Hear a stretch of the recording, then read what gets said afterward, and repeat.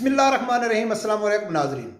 नाजरीन 3-4 दिन या 10 दिन से मैं बहुत ज़्यादा खुश हूँ। यकीन कर एक दिली सुकून मिल रहा है। शायद आप सोचेंगे कि यार किस वजह से मिल रहा है। इसलिए नहीं कि इमरान खान इंतहाई मुश्किल दौर से गुजर रहा है, मुझे क्या लेना देना, कोई फिक्र ही नहीं पड़ता है। आज नहीं जाएगा तो कल चला जाएगा, या नून लीग दोबारा आ रही है इसलिए मुझे खुशी है। कोई खुशी नहीं है, कोई फिक्र नहीं है। कौन इस टाइम किस मुश्किल में है, इससे मुझे कोई लेना देना नहीं है। मेरा ताल्लुक भी नहीं है इन लोग ऐसे कामों से। खुशी मुझे इस बात की हो रही है कि ये जब तीनों जमातें मिल के जो पाकिस्तान के उलमा अकराम के खिलाफ बकवास करते हैं, उनके खिलाफ प्रोपेगेंडे करते हैं, उनको बुरा भला कहते हैं, उलमा अकराम का एक नेगेटिव चेहरा अवाम में को बताते हैं। तहरीक लब्बैक के खिलाफ इन लोगों ने मिल के जो तरह तरह की साजिशें की, इनके ऊपर इल्ज़ाम लगाया और जो अपनी अवाम के साथ झूठे वादे किए, झूठे दावे किए, झूठियां यकीन दहानियां कराई गई, आज ये तीनों जमातें मिलके अपने अवाम के मुंह पे थप्पड़ मार रहे हैं। उनको होश के नाखन लेने चाहिए। ये जितनी गेम चल रही है इसमें अवाम का क्या फ़ायदा हो रहा है? इसमें अवाम का क्या फ़ायदा है? अगर इमरान चला जाएगा तो नवाज शरीफ आ जाएगा, या इमरान ही रहेगा, इमरान क्या फ़ायदा है अवाम का? नुकसान कितना हो रहा है? जो इन लोगों ने अवाम के साथ वादे किए थे उन वादों की कीमत लग रही है। जो यकीन दहानियां कराई थी वो आज यकीन दहानियां भूल के 18-18 करोड़ रुपए में इनकी बोलियां लग रही हैं। अपनी गैरत का सौदा करके जो बड़े बड़े दावे करते थे कि हम किसी के पास नहीं जाएंगे, हमें कोई झुका नहीं सकता है, हमें कोई खरीद नहीं सकता है, हमें कुर्सी का शौक नहीं है, हमें हुक्मरानी का शौक नहीं है, आज वो एक कुर्सी को बचाने के लिए पूरी जो अपनी कौम है ना उसकी इज्जत को दाव पे लगाया हुआ है। सिर्फ अपनी जिद पूरी करने के लिए पाकिस्तान को मुश्किल में डाला हुआ है। और यही अवाम है, इसकी जिम्मेदार कौन है? यही अवाम है। और यही अवाम इन्हीं मफाद प्रस्त बेरूपी टोलों की बातें सुन के उलमा अकराम के खिलाफ बकवास करते हैं, उलमा अकराम को बुरा भला कहते हैं। जो यहूद व नसारा की सोच है ना कि उलमा अकराम को बदनाम करो, तो यही वो काम करते हैं। आज अल्लाह की ज़ात इनको दिखा रहा है कि भाई इस टाइम आपके जो लीडर हैं वो आपको भूल के मुक मुका एक दूसरे के पांव पकड़ना, झुकना, लेटना, कीमत लगाना, वादे करना, मुक मुका एनआरओ का बाजार गर्म है और आवाम तमाशे देख रही है। देखना चाहिए ऐसे लोगों को। पीपल पार्टी वालों ने कल देखा कि उन्होंने क्या किया। जनरल ज़ियाउल हक शहीद के कब्र के ऊपर जाकर हुल्लड़बाजी कर रहे थे। कौन है वो? पाकिस्तान का सदर था, एक जर्नैल था। हाँ, उससे आप लोगों का इख्तलाफ हो सकता है, लेकिन उसकी कब्र के ऊपर जाके हुल्लड़बाजी कर रहे थे कि हम एक भुट्टो को मारोगे तो घर घर से भुट्टो निकल गया। वो जहल कौम को इतना मालूम नहीं था कि तुम्हारी मां बेनजीर को कत्ल करने वाला आदमी इस टाइम आपका लीडर है। लेकिन हुकूमत के लोग कुछ भी नहीं थे, ना मीडिया उसको दिखाया, ना हुकूमत ने दिखाया। लेकिन यहां अगर तहरीक लब्बैक के लोग होते, उलमा अकराम के लोग होते, आप लोगों को मालूम है कि पीपल पार्टी कराची से चली इस्लामाबाद तक पहुंच गई, कहीं इनकी जगह में इनको रोका गया?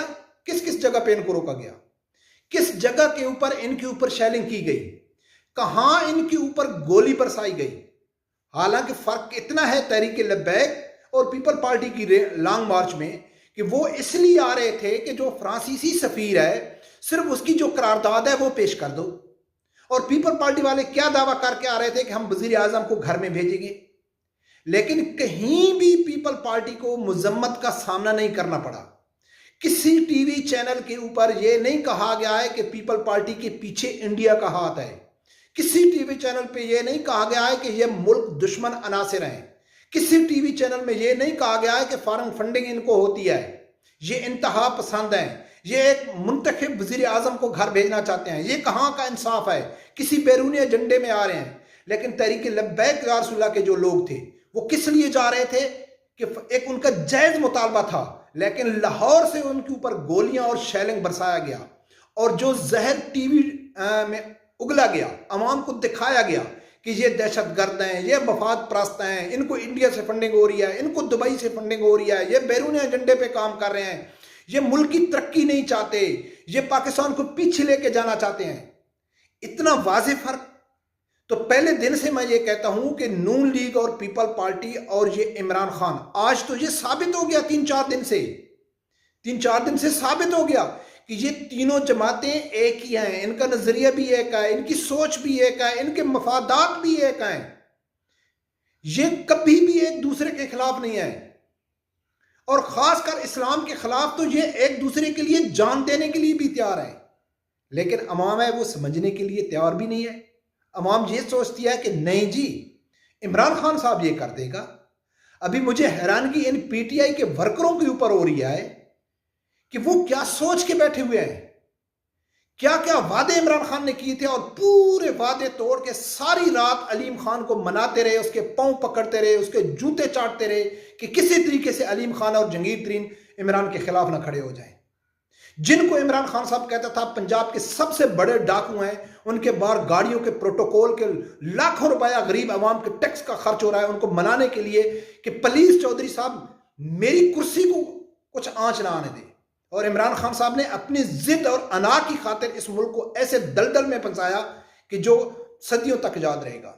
और बात दूसरी क्या कर रहे हैं कि अभी जब अदम एतमाद आ गई है तो जी इनके ये बैरूनी एजेंडे पे काम कर रहे हैं।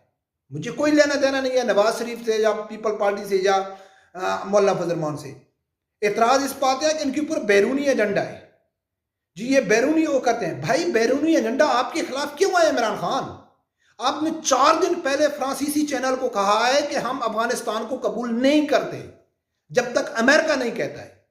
आप रूस के दौरे से वापस आके शामिद कुरैशी ने कहा है कि हम रूस जा रहे थे तो हमने अमेरिका को बताया भाई हम क्यों जा रहे हैं। एक बच्ची को सजा देने के लिए इमरान खान साहब आपके पास इख्तियार नहीं है। आप कहते हैं मेरा दिल करता है उनको सजा होनी चाहिए सरेआम, लेकिन यूरोपीय यूनियन इसको नहीं मानता है। किस बुनियाद पे आप कहते हैं कि बैरूनी लोग आपके खिलाफ हैं? 2020 की जो इंटरनेशनल रिलीजियस फ्रीडम की जो रिपोर्ट है उसमें तो इमरान खान साहब आपकी तारीफें की गई हैं क्योंकि आपने जो इस्लाम के खिलाफ काम किया है। लेकिन कहते हैं और जो अवाम है वो यही समझ रही है कि यार देखो इमरान खान साहब के खिलाफ पूरी दुनिया उसके खिलाफ हो गई, पाकिस्तान उसके खिलाफ हो गया, सियासतदान उसके खिलाफ हो गए, इमरान खान के अपने एमपी एमएनए बिक रहे हैं। सिर्फ दुनिया में इतनी जहलियत, इतनी बेवकूफ़ी, इतने बेवकूफ़ किस्म के कारकुन कि पूरी दुनिया में सिर्फ इमरान खान ईमानदार है, सिर्फ इमरान खान मुखलिस है, सिर्फ वो अच्छा है। तो मेरा उनसे सवाल है कि भाई अगर इमरान खान कब तक जिंदा रहेगा? 5 साल, 10 साल, कितना रहेगा? उसके बाद आपकी पार्टी कहां आई? आप किसको सपोर्ट करेंगे? किसको आप सपोर्ट करेंगे? आपके नजर में तो कोई ईमानदार है ही नहीं, तो आप क्या करेंगे? अपने जितने पीटीआई के कारकुन हैं, तो मैं ये सोचता हूं कि इमरान खान के बाद वो क्या करेंगे। हर पीटीआई का कारकुन अपने मोबाइल में एक गाना तो लाजमी रखेंगे, जब वो भी अकेले होंगे, जब भी वो परेशान होंगे तो वो गाना सुनेंगे। कौन सा? अताउल्ला खान ईसा खैलवी का गाना, तू नहीं ते तेरी यादां सही, तेरे यादां दे सहारे जी लेंगे। यही गाना काम आएगा पीटीआई के कारकुनों को, क्योंकि इन्होंने कहा है कि बस इमरान ही है और कोई भी नहीं है। और अल्लाह की ज़ात आज दिखा रहा है, अल्लाह की ज़ात बड़ा गफूर रहीम है कि इन्होंने जो तरीके लब्बैक के ऊपर जुल्म और उनके खिलाफ साजिशें की थी, आज अल्लाह की ज़ात उनके एक एक बदला उनको, बल्कि पूरे जितनी भी हैं नून लीग, इन जितनी भी सियासी जमातें हैं, ये मिलके जो अपने कारकुनों की मिट्टी पलीद कर रहे हैं ना, तो इस वजह से आज मुझे बहुत ज्यादा खुशी हो रही है। और मैं लास्ट में जो कहता हूं और मरते दम तक कह रहेगा, और हर आदमी इसके ऊपर इत्तफाक करता है कि मौजूदा सिस्टम जो पाकिस्तान का सियासतदानों का चल रहा है, क़यामत तो आ सकती है, आज का दिन कल से बदतर आएगा, आज का दिन कल से बदतर आएगा, कोई भी आ जाए।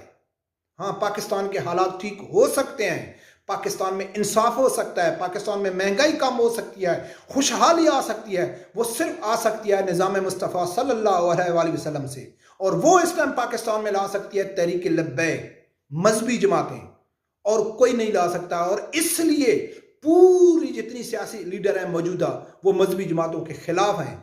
कहीं ये लोग पावर में ना आ जाएं। जब ये पावर में आ जाएंगे तो इनके जो प्रोटोकॉल है, इनकी जो अयाशियां हैं, इनकी जो बगैरतियां हैं, इनके जो झूठे वादे हैं, जो अवाम को बेवकूफ़ बनाते हैं, वो ख़त्म हो जाएंगे। और इंशाल्लाह कब आएगा अल्लाह बेहतर जानता है, हम कहाँ होंगे अल्लाह बेहतर जानता है, लेकिन इंशाल्लाह दिल मुतमईन है कि हम किसी ऐसे मफाद प्रस्त टोलों को सपोर्ट नहीं करते। रब परवरदिगार से यही दुआ है कि अल्लाह ताला हर आदमी को हक साथ सुनने की और उसके साथ खड़े होने की तौफीक अता फरमाए। अल्लाह हाफ़िज़।